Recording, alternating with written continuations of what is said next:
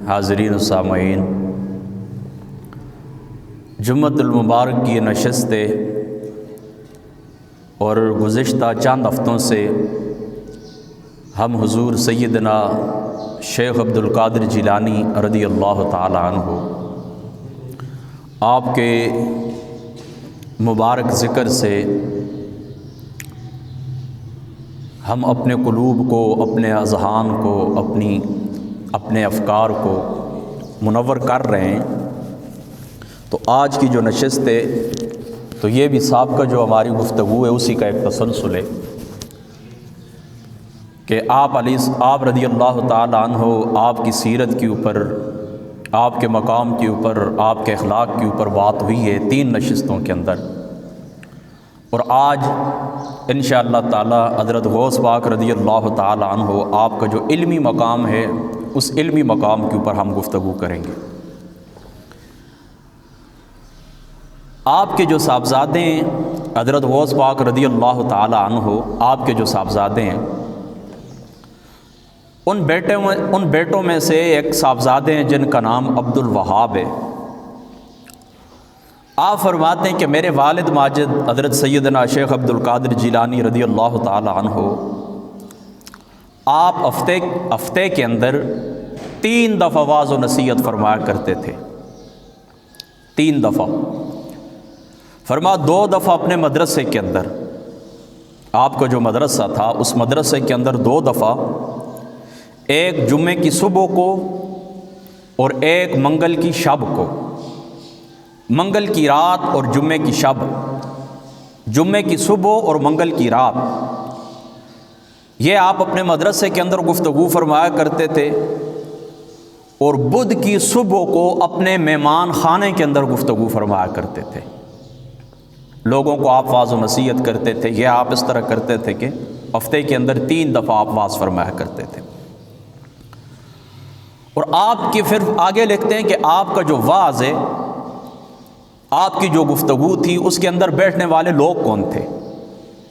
میں کہیں پر خطاب کروں، کوئی شخص دوسرا کہیں پر خطاب کرے تو وہاں پر سارے ملے جلے لوگ ہوتے ہیں، تاجر ہوتے ہیں، علماء ہوتے ہیں، اسی طریقے سے عام دیہاتی لوگ ہوتے ہیں، ان پڑھ جاہل لوگ ہوتے ہیں۔ لیکن فرماتے ہیں کہ حضرت غوث پاک رضی اللہ تعالی عنہ آپ کی واعظ کی مجلس کے اندر بلا شبہ ہزاروں فقہاء اور علماء ہوا کرتے تھے، اور آپ نے کتنا عرصہ واعظ کیا؟ فرما 40 سال تک آپ لوگوں کو درس و تدریس اور واعظ و نصیحت کرتے رہے۔ 40 سال تک، 521 سے لے کر 561 ہجری تک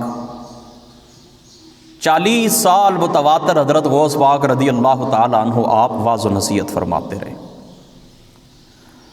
اور سابقہ جمعۃ المبارک کو جہاں پر میری گفتگو تھی وہاں پر میں نے یہ بات کی تھی کہ آپ اپنے آپ کو حضرت امام احمد ابن حنبل رضی اللہ تعالی عنہ آپ کی طرف منسوب کرتے تھے، اور حضرت امام احمد ابن حنبل رضی اللہ تعالی عنہ آپ کی قبر مبارک کے اوپر جس وقت آپ گئے تھے تو قبر سے باہر آ کر اپنے حضرت غوث پاک رضی اللہ تعالی عنہ آپ کو سینے سے لگایا تھا۔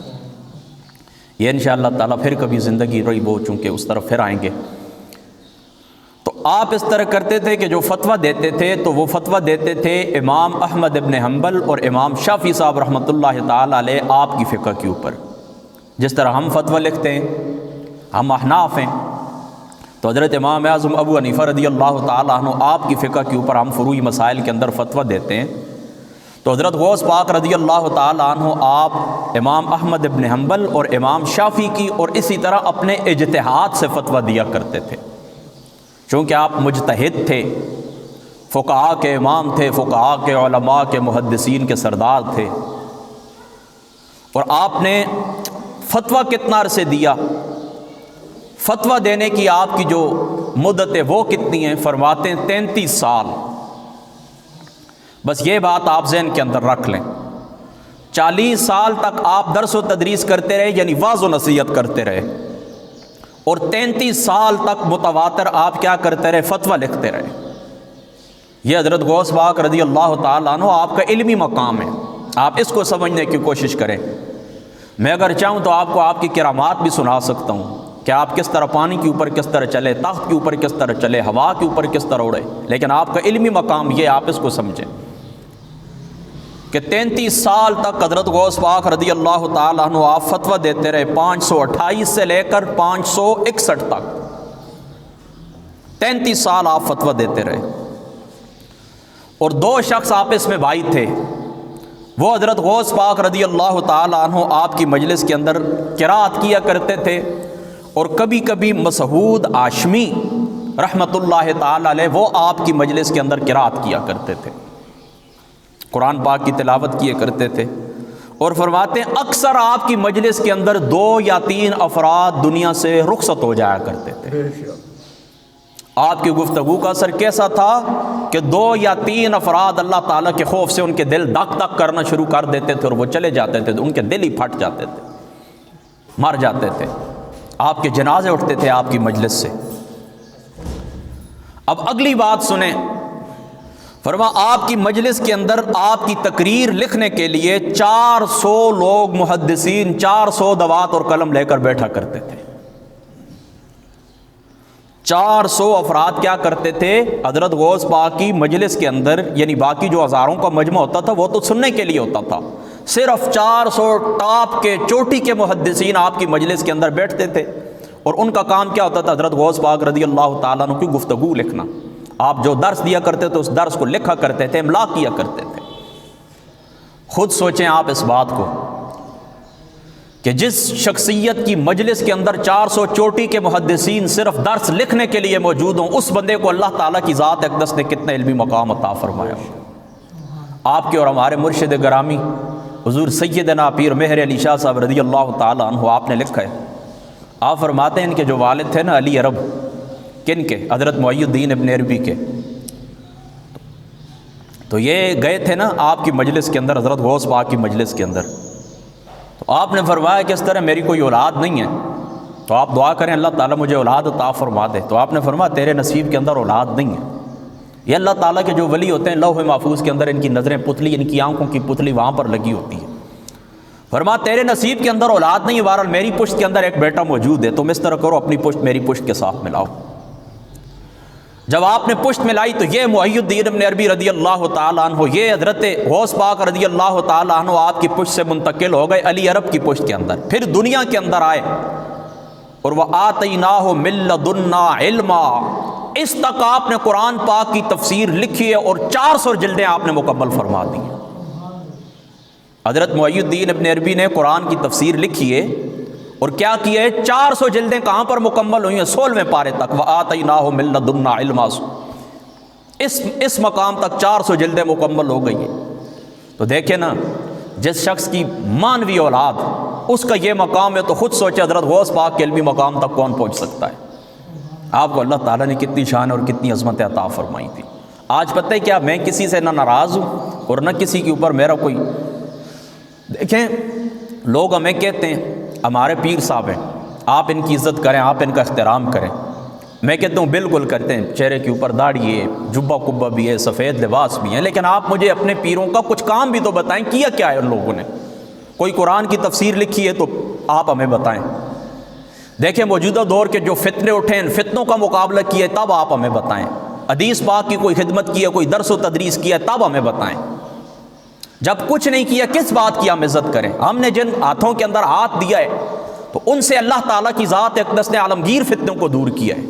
مرزا قادیانی ایک عالمگیر فتنہ تھا، اس کے لیے اللہ تعالیٰ نے عالمگیر شخصیت کو چنا ہے، حضرت پیر مہر علی شاہ صاحب رضی اللہ تعالیٰ عنہ، آپ کی ذات مقدسہ، آپ کی 10 یا 12 تصانیف ہیں، اور میں کہتا ہوں اللہ تعالیٰ کی عزت کی قسم ہزاروں جلدیں لکھتے رہیں لکھتے رہیں لکھتے رہیں لکھتے رہیں، صرف ان 12 کتابوں کی تفسیر مکمل نہیں ہو سکتی۔ ایک ایک جملے کے اندر آپ نے وہ دریا بند کر دیے کہ انسان کی سوچ بھی وہاں پر نہیں جا سکتی۔ تو ہم پیش کر سکتے ہیں آپ کا کام، علمی کام جو آج بھی دنیا کے سامنے، بے شک آپ پڑھیں، اوپن سب کچھ اوپن ہے، آپ پڑھیں اس کو کہ کیا ان کا علمی مقام تھا۔ پھر بڑے بڑے لوگ عاجز آ گئے تھے مرزا کے مقابلے سے، اس کی چالاکیاں اس طرح تھیں، لیکن آپ تھے معمور من الرسول۔ فرمایا بیٹا اٹھ، یہ جو مرزا ہے یہ کیا کرتا ہے؟ فرمایا میری احادیث کو تعویل کی کینچیوں سے کترنے والا، اس کے آگے بند باندھ، اس کے منہ کے اوپر ہاتھ رکھ۔ یہ جو تھے نا حضرت حاجی امداد اللہ مہاجر مکی، انہوں نے کہا تھا حضرت پیر مہر علی شاہ صاحب رضی اللہ تعالیٰ عنہ کو اس مقام کے اوپر حرم پاک کے اندر، فرمایا تم اس طرح چلو ہندوستان کے اندر جاؤ، فتنہ اٹھنے والا ہے، فرمایا تم اگر خاموش بھی بیٹھے رہو گے وہ فتنہ کبھی ترقی نہیں کر سکے گا۔ تو میں بات اس طرح نہیں کہ کسی سے کسی کا مقابلہ کر رہا ہوں، یہ بات اس کے اوپر کوئی بھی ناراض نہ ہو، مقابلہ کسی سے نہیں ہے، لیکن اتنی بات ہم بھی پوچھتے ہیں کہ کم از کم آپ اتنا بتائیں کہ آپ کے بزرگوں کا مقام کیا ہے، کیا کیا ہے انہوں نے۔ تم اس طرح کرو ان کی قبروں کے اوپر میں کہتا ہوں 2 کروڑ نہیں 5 کروڑ کا گنبد بنا دو، لیکن کچھ حضور علیہ الصلوۃ والسلام کے دین کی کچھ خدمت کی ہے تو آپ ہمیں بتائیں۔ تو یہ تھے حضرت غوث پاک رضی اللہ تعالیٰ عنہ، آپ کی ذات مقدسہ، کہ آپ کی مجلس کے اندر 400 افراد چوٹی کے جو محدثین تھے وہ قلم لے کر آپ کی املا لکھا کرتے تھے، آپ کا درس لکھا کرتے تھے، اور آپ کی کوئی مجلس ایسی نہیں تھی کہ جس مجلس کے اندر یہود اور نصارہ اسلام نہ قبول کرتے ہوں۔ آج اس دور کے اندر ہم کیا کرتے ہیں، ہم تو خود ان کے رنگ کے اندر رنگتے جا رہے ہیں، یعنی ان کو ہم اپنا پیغام پہنچائیں، ہم ان کو بتائیں کہ دیکھیں ہمارے پاس اسلام جیسی طاقت ہے اور اسلام کے اندر یہ خاصیت موجود ہے، لیکن ہم ان کو کچھ بھی نہیں ان کو پیغام دے سکتے۔ وہ ہم سے پوچھتے ہیں پوری دنیا کے اندر کوئی ایک خطہ ایسا بتا دیں کہ جس کے اوپر اسلام نافذ ہوا ہو۔ یہ پاکستان بھی اسلام کے نام کے اوپر لیا گیا تھا، لیکن کیا ہوا اس کے ساتھ آج تک ان 75 سالوں کے اندر جو کھلواڑ ہوا ہے آپ اچھی طرح جانتے ہیں۔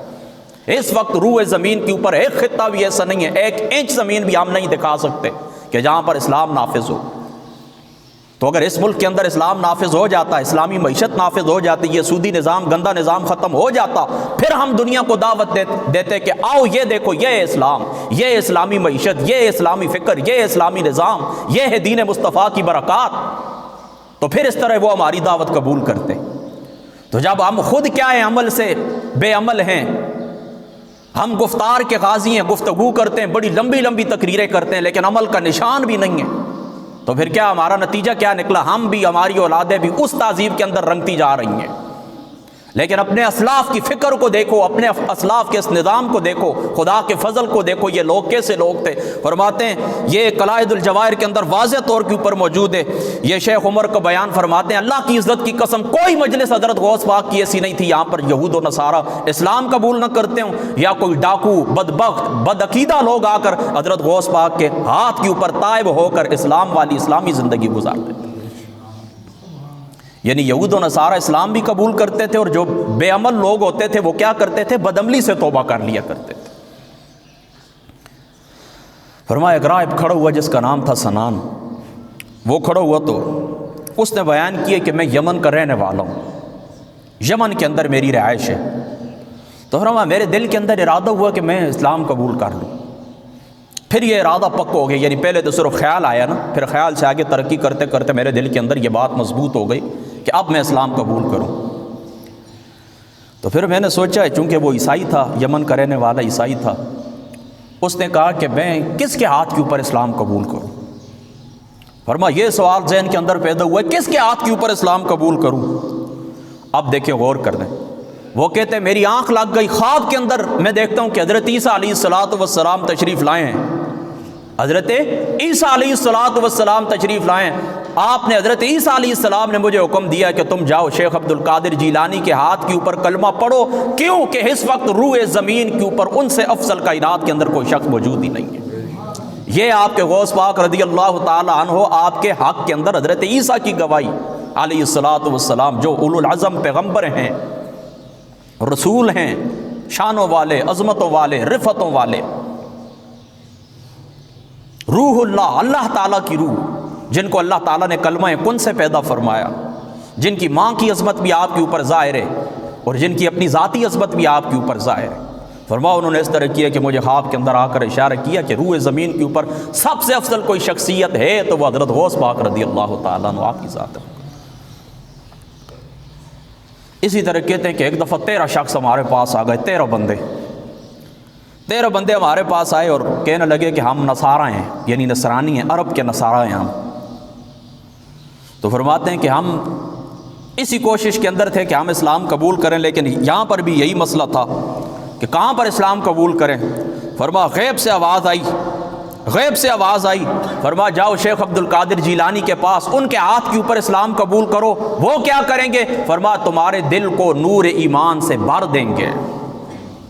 یعنی کسی جگہ کے اوپر جاؤ گے ایمان ملے گا، لیکن تمہارا ایمان دلوں کے اندر بھرا جانا اتنا ممکن نہیں ہے جتنا تمہارا قلب حضرت عیسیٰ علیہ السلام کی ذات حضرت شیخ عبد القادر جیلانی رضی اللہ تعالیٰ عنہ آپ کی ذات مقدسہ تمہیں عطا فرما دیں گے، اور تمہارے قلوب کو، تمہارے قلب کو ایمان سے بھر دیں گے۔ اللہ اکبر۔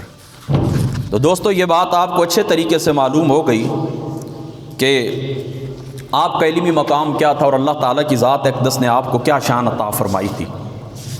اب دیکھیں آپ کی جو تعلیمات ہیں، ان تعلیمات کی طرف جانے سے پہلے ایک بات اور آپ ذہن کے اندر رکھیں کہ حافظ ابو العباس احمد ابن احمد رحمۃ اللہ تعالیٰ علیہ آپ فرماتے ہیں کہ میں اور شیخ جمال الدین ابن جوزی حضرت شیخ عبد القادر جیلانی رضی اللہ تعالیٰ عنہ آپ کی خدمت کے اندر حاضر ہوئے۔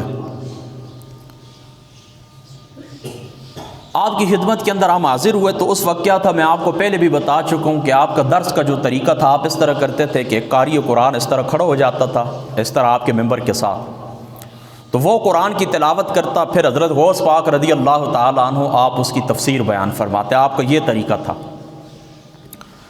تو فرماتے ہیں کہ قاری صاحب نے قرآن کی تلاوت کی، قرآن کی آیت پڑھی، تو حضرت غوث پاک رضی اللہ تعالیٰ عنہ آپ کی ذات اقدس نے اس کی ایک تفسیر بیان فرمائی۔ تو میں نے اپنے ساتھیوں سے پوچھا، ابن جوزی سے بھی پوچھا اور شیخ جمال الدین سے بھی پوچھا کہ یہ جو تفسیر حضرت غوث پاک نے بیان فرمائی ہے، آپ جانتے ہیں اس تفسیر کو؟ وہ کہنے لگے ہاں بالکل جانتے ہیں۔ فرمایا دوسری تفسیر بیان فرمائی، پھر تیسری تفسیر بیان فرمائی، پھر چوتھی تفسیر بیان فرمائی۔ فرمایا میں پوچھتا رہا، وہ کہتے کہ ہاں ہم جانتے ہیں۔ فرمایا اس طرح کرتے کرتے 11 تفسیریں حضرت غوث پاک رضی اللہ تعالیٰ عنہ آپ نے بیان فرمائی ہیں، اور وہ تفسیریں مشہور تھیں، ہم جانتے تھے۔ جس وقت آپ نے 12ویں تفسیر بیان فرمائی، میں نے پوچھا اپنے ساتھیوں سے آپ بتاؤ، وہ کہتے یہ ہم نہیں جانتے۔ فرمایا اس طرح کرتے کرتے حضرت غوث پاک رضی اللہ تعالیٰ عنہ آپ نے 40 تفسیریں بیان فرمائیں گے۔ یعنی 11 تفسیریں تو وہ تھیں کہ جو چوٹی کے محدثین ابن جوزی جیسے محدث وہ بھی جانتے تھے، اور اتنا بڑا نقاد بندہ 11 تفسیروں کے علاوہ فرمایا آگے ہمیں نہیں معلوم، 40 تفسیریں کل بیان فرمائی، 11 ہمیں معلوم ہے، 29 تفسیریں ہمیں معلوم نہیں ہیں۔ فرمایا یہ 40 تفسیریں تو ظاہر کے اوپر تھیں۔ اب جس وقت 40 تفسیریں مکمل ہوئی ہیں نا، تو حضرت غوث پاک رضی اللہ تعالیٰ عنہ آپ فرمانے لگے اب ہم قال کو چھوڑ کر حال کی طرف جاتے ہیں۔ یعنی جو کچھ یہ تو ظاہر تھا، کتابوں کے اندر موجود ہے، محدثین کی زبان کے اوپر نعرے موجود ہیں، محدثین کی زبان کے اوپر یہ تفسیریں جاری ہیں، یہ تو ظاہر ہے۔ اب جو خدا تعالیٰ کی ذات اقدس نے وہ علوم ہمارے قلب کے اوپر نازل کی ہیں، اللہ تعالیٰ نے اپنی خاص رحمت سے ہمیں جو علم لدنی عطا فرمایا ہے، فرما اب ہم وہ تفسیر بیان کرنے لگے۔ فرما جس وقت حضرت صاحب نے یہ بات سنی، یعنی ہمارے جو ساتھی تھے یہ بات سنی، فرما پورے مجمع کے اندر اضطراب پیدا ہو گیا، اور حضرت شیخ موصوف نے کیا کیا، اپنے کپڑے پھاڑ کر جنگل کی طرف روانہ ہو گئے۔ یہ تھا حضرت غوث پاک رضی اللہ تعالیٰ عنہ آپ کا علمی مقام، آپ سمجھیں اس بات کو۔ اللہ اکبر۔ اور فرما آپ 13 علوم کے اندر تقریر فرمایا کرتے تھے۔ اس زمانے کے اندر کسی شخص کو 2 زبانیں آ جائیں وہ ہم سے سنبھالا نہیں جاتا، کہتا ہے مجھے اردو بھی آتی ہے، عربی بھی مجھے آتی ہے، فارسی انگلش بھی مجھے آتی ہے۔ 13 علوم کے اندر فی البدی حضرت غوث پاک صرف تقریر فرمایا کرتے تھے۔ اور کیوں نہ فرماتے ہیں کہ جس وقت حکم ہوا ہے نا کہ جا کر مجلس کے اندر آپ واز کریں، تو حضرت غوث پاک رضی اللہ تعالیٰ عنہ آپ نے عرض کیا اے میرے نانا جان میں تو اجمی ہوں، یہ لوگ میری زبان کیا سمجھیں گے؟ فرما 7 مرتبہ آقا علیہ الصلوۃ والسلام نے میرے منہ مبارک کے اندر کیا کیا کہ آقا علیہ الصلوۃ والسلام نے تھتکارا 7 مرتبہ۔ فرمایا حضور علیہ السلام میرے نانا جان کے بعد حضرت شیر خدا مولا مرتضیٰ رضی اللہ تعالیٰ عنہ آپ تشریف لے کر آ گئے۔ میں نے اپنا دہن اپنا منہ کھولا تو آپ نے 6 مرتبہ تھتکارا۔ میں نے کہا آپ نے 7 مرتبہ پوری کیوں نہیں کی؟ فرمایا آقا علیہ الصلوۃ والسلام کے ادب کی وجہ سے اس طرح کیا ہے۔ یعنی حضور علیہ الصلوۃ والسلام نے آپ نے 7 مرتبہ کیا، فرمایا حضور کے ادب کی وجہ سے میں نے 6 مرتبہ۔ میں ٹائم 10 ہے اچھا فرمایا ان کے ادب کی وجہ سے میں نے اس طرح کیا۔ تو یہ حضور علیہ الصلوۃ والسلام کے اس تھوک مبارک کا، حضرت مولا مرتضیٰ کے تھوک مبارک کا یہ مقام تھا کہ جس وقت حضرت غوث پاک رضی اللہ تعالیٰ عنہ آپ کے وہ گلے مبارک سے نیچے اترے تو پھر وہ کچھ دنیا کو سکھایا ہے، اور بلاد عرب اور بلاد عجم پوری دنیا کے اندر حضرت غوث پاک رضی اللہ تعالیٰ عنہ کے خطبات کا ڈنکا بج گیا۔ 13 علوم کے اندر آپ تقریر فرمایا کرتے تھے، اور آپ فرماتے ہیں کہ ایک آپ کا درس فروعات کے اوپر اور ایک اخلاقیات کے اوپر بھی ہوا کرتا تھا۔ لوگوں کو اخلاق سکھاتے تھے، عمدہ اخلاق لوگوں کو سکھاتے تھے۔ آج ہمارے اندر خود ایمانداری بات ہم بتائیں کہ ہم اس چیز سے دور ہو چکے ہیں، ہم کیا کسی کو اخلاق سکھائیں گے؟ ہر وقت ہماری وہ پیشانی پر 12 ہی بجے ہوتے ہیں، ہم لوگوں کو کیا اخلاق سکھائیں گے؟ اور فرماتے ہیں پھر ہر روز دن کو اول اور آخر تفسیر، حدیث، اصول اور علم نحو کا درس بھی دیا کرتے تھے۔ اللہ اکبر۔ اور فرماتے ہیں یہ نہیں کہ صرف عراق سے آپ کے پاس فتوے آیا کرتے تھے، فرماتے تمام بلاد اسلامیہ سے لوگ فتویٰ لکھوانے کے لیے حضرت غوث پاک رضی اللہ تعالیٰ عنہ آپ کی مجلس کے اندر آیا کرتے تھے۔ یعنی صرف یہ نہیں کہ جس مقام کے اوپر آپ بیٹھے ہوئے ہیں تو لوگ آ کے فتویٰ لیتے تھے، بلاد اسلامیہ پوری دنیا سے لوگ آتے تھے فتویٰ لکھوانے کے لیے حضرت سیدنا غوث پاک رضی اللہ تعالیٰ عنہ آپ کے پاس۔ اور یہ بھی نہیں کہ آپ اس کو اپنے پاس رکھ لیتے تھے، پڑھتے ہی حضرت غوث پاک رضی اللہ تعالیٰ عنہ جواب عطا فرما دیا کرتے تھے۔ یعنی مفتی کے لیے یہ حق ہوتا ہے کہ اس کے پاس فتویٰ ہے، وہ اس کو دیکھے، اس کو سمجھے، اس کو پڑھے، مطالعہ کرے کہ یہ کس باب سے تعلق رکھتا ہے، وہ کتابیں دیکھے۔ لیکن اللہ تعالیٰ کی ذات اقدس نے آپ کو وہ علوم عطا فرمائے تھے، بس پڑھتے ہی آپ اس کا جواب تحریر فرما دیا کرتے تھے، رکھنے کی ضرورت ہی پاس نہیں آتی تھی۔ اچھا، ایک عجیب فتویٰ ہے آپ کا، اور اسی کے اوپر ہماری بات بھی ختم ہو جائے گی۔ ایک شخص نے اس طرح کیا کہ اس نے کہا کہ میں ایسی عبادت کروں گا کہ جیسی عبادت کبھی کسی نے نہیں کی ہے، اگر اس طرح میں عبادت نہ کر سکا تو پھر کیا ہے، میری بیوی میرے اوپر طلاق ہو جائے گی۔ یعنی 3 طلاقوں کی اس نے قسم کھائی ہے کہ میں دنیا کے اندر ایسی عبادت کروں گا کہ کوئی شخص بھی ایسی عبادت کبھی نہیں کر سکا۔ تو اب لوگوں نے اس کو کہا کہ کیسی عبادت تو کرے گا؟ تو نماز اگر پڑھ تو سارے نماز پڑھتے ہیں، تو روزہ رکھ سارے روزہ رکھتے ہیں، تو نفل پڑھ سارے نفل، تہجد کی نماز پڑھ، سب کیا کرے گا؟ تو کون سی ایسی عبادت کرے گا؟ تو وہ دنیا بھر کے مفتیوں کے پاس گیا، فتویٰ لیا کہ مجھے بتائیں کسی طریقے سے میری بیوی بچ جائے۔ یہاں سے آپ بھی سبق حاصل کریں کہ بندہ اسی طرح کرتا ہے کہ تیزی کے اندر 3 طلاقیں دے دیتا ہے، پھر کوئی مولوی ایسا نہیں ہے کہ جس کو اس نے فون نہ کیا ہو یا جس کے پاس گیا نہ ہو کہ آپ کچھ کریں۔ کیا کر سکتا ہے بندہ؟ اللہ تعالیٰ کے حکموں کے اندر، شریعت کے مد مقابل انسان کیا کر سکتا ہے؟ اللہ رسول کے حکم کے سامنے پھر سر جھکانا ہی ہوتا ہے۔ پھر کہیں پر کوئی وہ دوسرے غیر مقلدوں کے پاس جاتا ہے، کوئی وابیوں کے پاس جاتا ہے، وہ 2000 روپے لے کے وہ حلال کر دیتے ہیں آپ کے لیے۔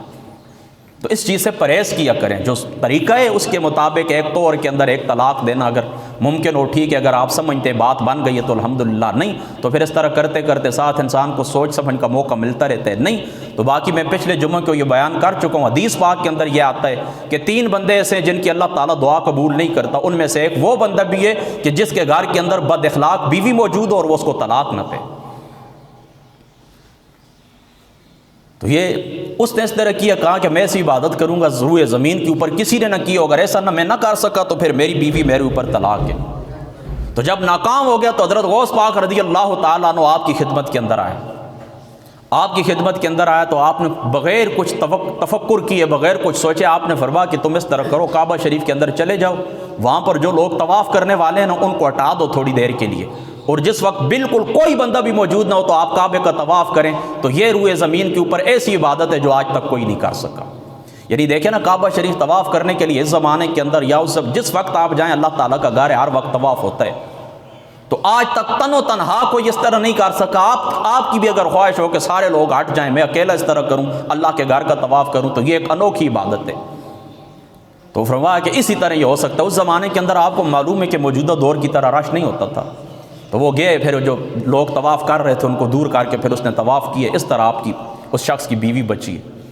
اور دیکھیں کتنا عجیب و غریب فتویٰ ہے اور کیا مقام اللہ تعالیٰ کی ذات اقدس نے آپ کو عطا فرمایا تھا۔ تو حضرت امام احمد ابن حنبل رضی اللہ تعالیٰ عنہ آپ کے متعلق جو میں نے بیان فرمایا ہے نا، تو فرماتے ہیں کہ حضرت معروف کرہی رحمۃ اللہ تعالیٰ علیہ فرمایا آپ کے مزار کی طرف ہم گئے ہیں۔ چلو یہ بات لمبی ہے انشاءاللہ تعالیٰ، پھر زندگی رہی انشاءاللہ تعالیٰ ایک بات ہے میں ضروری آپ کو بتا دیتا ہوں، اس طرح کہ یہ مجھ سے پوچھ رہے تھے مسئلہ کہ غالباً میں نے آپ کو کچھ چند دن پہلے میں آیا تھا، میں نے آپ کو نماز پڑھائی تھی مغرب کی، تو وہ اس طرح کہ پھر تیسری رکعت کے اوپر یا دوسری کے اوپر جہاں پر میں نے بیٹھنا تھا وہاں پر میں کھڑا ہو گیا، تو یہ کہتے ہیں کہ پھر کچھ لوگوں نے پوچھا ہے کہ یہاں پر تو سجدہ سہو بنتا تھا، انہوں نے سجدہ سہو نہیں کیا ہے، تو نماز کا کیا مسئلہ ہے؟ یہ بات آپ یاد رکھیں کہ جس وقت میں اٹھ رہا تھا تو یہ بات میرے ذہن کے اندر تھی، اسی طرح آپ کے ساتھ بھی اگر معاملہ پیش آئے، آپ نے بیٹھنا تھا اور آپ رکعت آپ کی مکمل ہو گئی، آپ تیسری کے لیے یا چوتھی کے لیے کھڑے ہو رہے ہیں، تو اس کا طریقہ یہ یاد رکھیں، ایک ہوتا ہے اقرب الی القیام اور ایک ہوتا ہے اقرب الی القعود، یعنی جو بندہ کھڑے ہونے کے قریب ہے تو اس کے اوپر سجدہ سہو ہے، چاہے واپس آ کر بیٹھ جائے، یعنی زمین سے وہ اتنا اٹھ گیا ہے کہ اب کھڑے ہونے کے قریب ہے، تو یہ اقرب الی القیام، اگر اس طرح ہو گیا تو پھر اس کو سجدہ سہو کرنا پڑے گا۔ اگر وہ ہے اقرب الی القعود، یعنی کھڑے ہونے کے زیادہ قریب نہیں ہے بلکہ بیٹھنے کے زیادہ قریب ہے، تو وہ بندہ بیٹھ جائے، اس کے اوپر کچھ بھی نہیں، اس کے اوپر سجدہ سہو نہیں ہے۔ تو میرا اسی طرح ہی تھا، میں بس تقریباً تھوڑا سا وہ کیا کہتے ہیں چند انچ میں زمین سے اوپر اٹھا تھا، میں قیام کے قریب تھا، پھر میں واپس بیٹھ گیا۔ نہیں جی، تھوڑی سی بس اوپر میں۔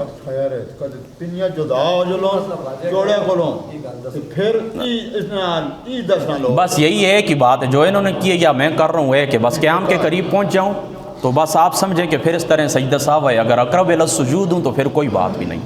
دوسری بات میں پہلے بھی آپ کو بتا چکا ہوں کہ دو جو خطبے ہوتے ہیں، میں خطبہ پڑھتا ہوں پھر دوسرے خطبے کے لیے بیٹھتا ہوں، تو اس دیر کے اندر لوگ اس طرح کرتے ہیں کہ ہاتھ اٹھا لیتے ہیں اور دعا کرتے ہیں۔ میں آپ کو پہلے بھی بتا چکا ہوں یہ بات مکروہ ہے۔ امام شامی صاحب رحمۃ اللہ تعالیٰ علیہ، آپ فتاوی شامی کو اٹھا کے دیکھیں، اس کے اوپر بڑی سخت بحث انہوں نے کی ہے، یہ مکروہ ہے، اس طرح نہیں ہونا چاہیے۔ دعا جو بھی کرنی ہو دل کے اندر رکھیں، اللہ تعالیٰ قبول فرمانے والے۔ ہاتھ اٹھانا کیا ہے؟ مکروہ ہے۔ جس وقت امام صاحب ایک خطبہ پڑھ کے دوسرے خطبے کے لیے بیٹھ جائے، کوئی ضرورت نہیں ہاتھ اٹھا کر دعا کرنے کی، ہاتھ نیچے ہی رکھیں، یہ مکروہ ہے۔ دل کے اندر آپ رکھیں، جو دعا بھی ہے اللہ تعالیٰ کی ذات قبول فرمائیں گے۔ ہاں جی دیکھو ایک ذرا یہ کلپ سارے سنگی سنو نا، کئی علماء دوستو آنے بھائی جنازے تو بعد کوئی دعا نہیں، علماء نے نا کسی حدیث نال نہ پیر نصیر الدین شاہ صاحب ہونا آپ نے زندگی نے یہ چیز کی تھی حدیث نال بیان کی تھی، ذرا سارے سنو، علم نہیں گل انہیں سکا میں اس نے بیان بھی سنائی ہیں۔ اچھا